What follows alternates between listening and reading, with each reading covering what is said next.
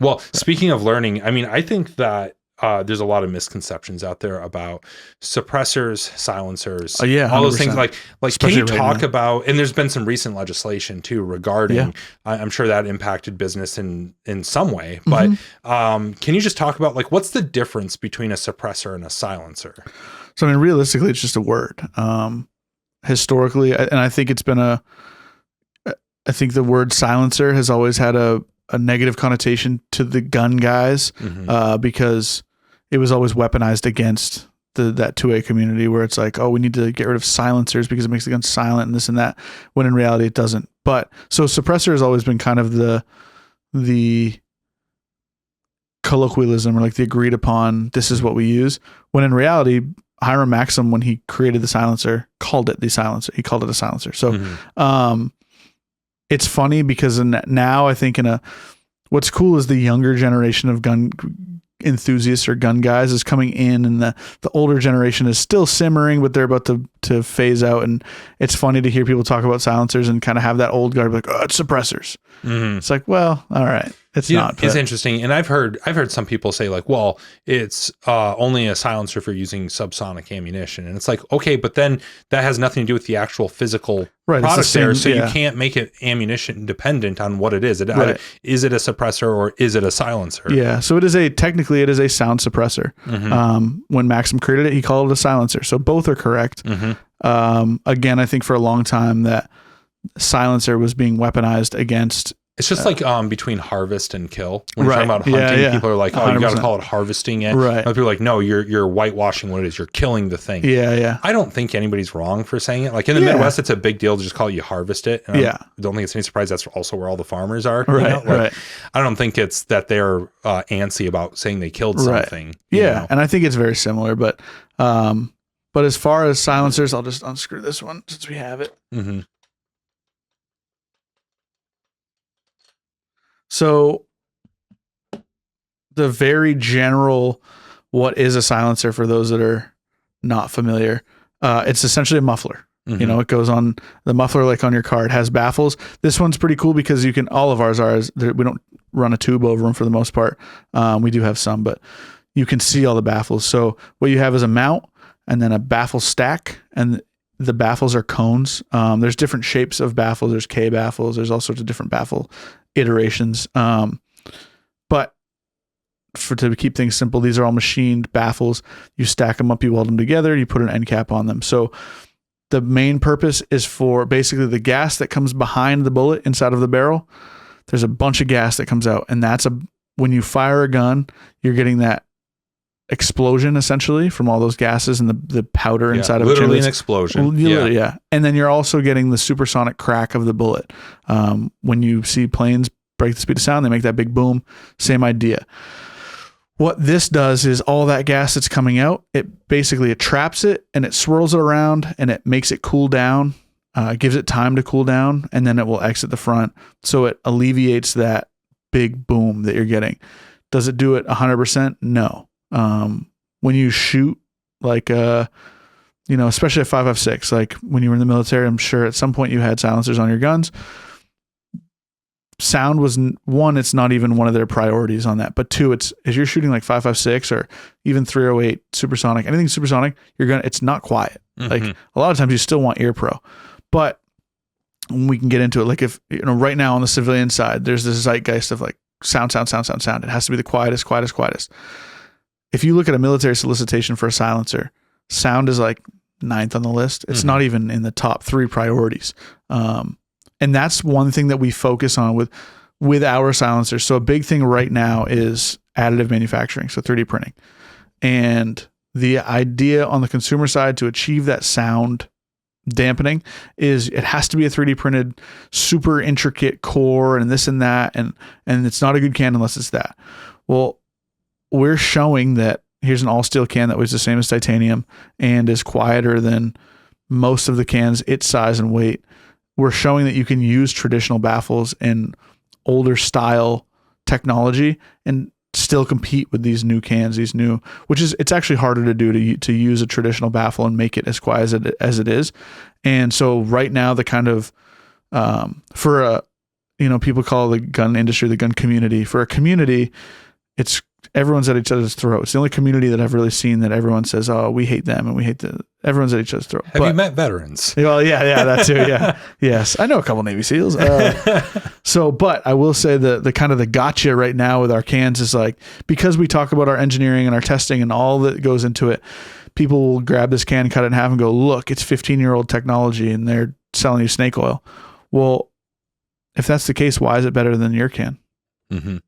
Oh, it's 15-year-old technology, but it's lighter and better than yours. So what's the problem? Why do we have to do super intricate 3D print, blah, blah, blah? Like, this is lighter, it's more durable, and it's still quieter. And you're not getting, like, it's steel, so you're not getting the flash. Like, all the things that you would want, it has. So why does it need to be that way? It still blows me away about how light that is. The only silencer that I ever used with any sort of regularity was the one that came in the SOCOM Block 2. Mm-hmm. And I forget what brand that was. Probably Knights. I think it was Knights. It's either Knights or Surefire. And so it was a Knights, 556 they're is NT4. what we had. And Did it look like the corn cob? Yeah, exactly. NT4. That's the Knights one. Yep. And then the one that came, I carried my last deployment, FN Mark 16, and that had its own specific. Yeah, the SCAR can.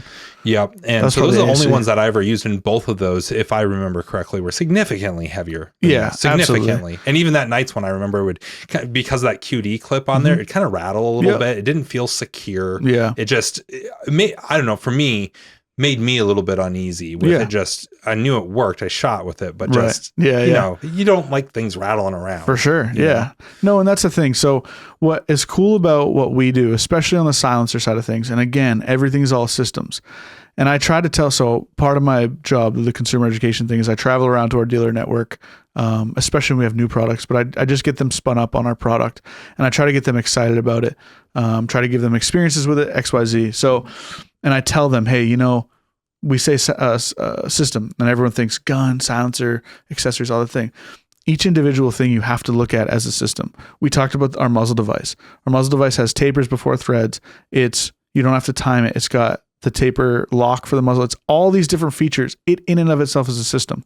The same with a silencer. This just looks like a tube with baffles in it. But in and of itself, it is a system. You're getting, obviously, your sound suppression.